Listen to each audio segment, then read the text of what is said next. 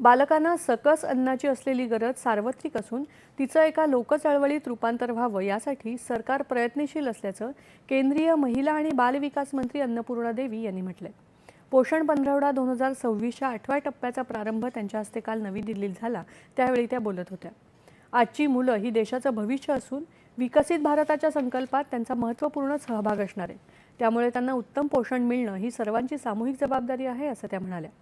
बालकांच्या पहिल्या 6 वर्षात मेंदूचा जास्तीत जास्त विकास घडवून आणणं ही या वर्षीच्या पंधरवड्याची संकल्पना आहे। स्थानिक आणि पारंपरिक पोषक पदार्थांची मातांना नव्यानं ओळख करून देणं आणि त्याद्वारे ॲनिमिया आणि कुपोषण कमी करणं यावर सर्व राज्य आणि केंद्रशासित प्रदेशांनी भर द्यावा, असं आवाहन त्यांनी यावेळी केलं। पालघर जिल्ह्यात काल जिल्हास्तरीय पोषण पंधरवड्याचा शुभारंभ जिल्हा परिषद कार्यालयात मुख्य कार्यकारी अधिकारी मनोज रानडे यांच्या अध्यक्षतेखाली झाला। 9 ते 23 एप्रिल या कालावधीत जनजागृती आणि विविध उपक्रम राबवण्यात येणार आहेत। पोषण विषयक विविध बाबींवर यावेळी अंगणवाडी सेविकांसाठी विशेष प्रशिक्षण सत्राचंही आयोजन करण्यात आलं होतं।